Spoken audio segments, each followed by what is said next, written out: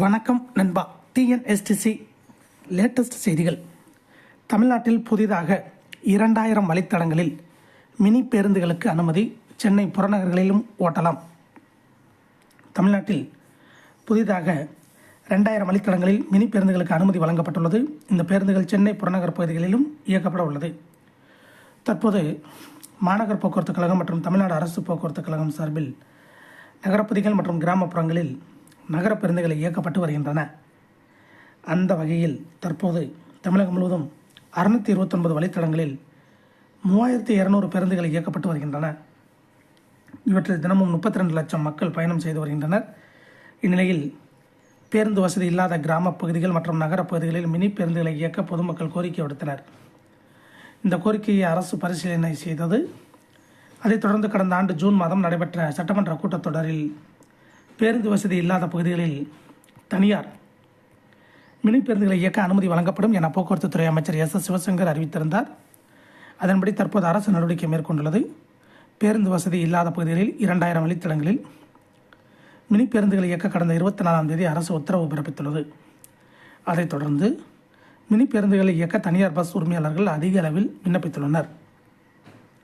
தனியாருக்கு சொந்தமான இந்த மினி பேருந்துகள் 25 இருக்கைகள் கொண்டதாக இருக்கும். இது அதிநவீன சொகுசு வசதிகள் நிறைந்ததாக வடிவமைக்கப்படுகிறது. இதில் வைஃபை வசதி, கண்காணிப்பு கேமராக்கள், விசாலமான இருக்கை வசதி, கால்களை நீட்டி அமர்வதற்கு வசதியாக இருக்கைகள் வடிவமைப்பு, தட்பவெப்ப நிலையை கட்டுப்படுத்தும் கருவிகள் மற்றும் ஆடம்பரமான ஜன்னல்கள் கூடியதாக உருவாக்கப்படுகிறது.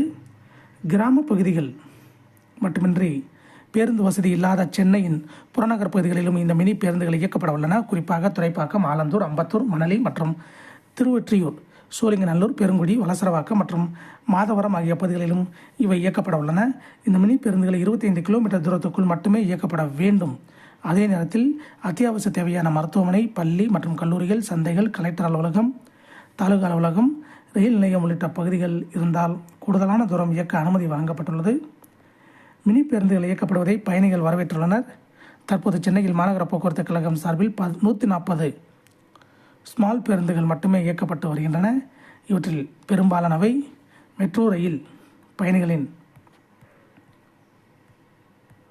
வசதிக்காகவே இயக்கப்படுகின்றன. மேலும் பல ஆண்டுகளாக நகரப்பகுதிகளில் மாநகர பேருந்துகள் மட்டுமே ஆதிக்கம் செலுத்தி வருகின்றது. இதனால் பயணிகள் வசதியை அவர்கள் மேம்படுத்தவில்லை. தற்போது தனியார் மினி பேருந்துகள் இயக்கப்படுவதன் மூலம் இரு தரப்பினருக்கும் இடையே போட்டி நிலவும். இதன் மூலம் மக்கள் கூடுதல் வசதிகளை பெறுவார்கள் என பயணிகள் தெரிவிக்கின்றனர். அதே நேரத்தில் மாநகர போக்குவரத்து கழகம் மற்றும் தமிழ்நாடு அரசு போக்குவரத்து கழகத்தைச் சேர்ந்த தொழிற்சங்க ஊழியர்கள் அரசின் இந்த திட்டத்துக்கு எதிர்ப்பு தெரிவித்துள்ளனர். அனுமதி வழங்குவதன் மூலம் பயணிகளின் கவனம் தனியார் மினி பேருந்துகளின் பக்கம் சென்றுவிடும். அவர்கள் தனியார் பேருந்துகளையே நாடுவார்கள். இதன் மூலம் அரசு பேருந்துகளின் வருவாய் குறையும் என்று தெரிவித்தனர். இதே போன்ற போக்குவரத்து துறை அப்டேட்டுகளை தெரிந்து கொள்ள நம்ம சேனல் சப்ஸ்கிரைப் பண்ணுங்கள், ஷேர் பண்ணுங்கள், லைக் பண்ணுங்கள். நன்றி, வணக்கம்.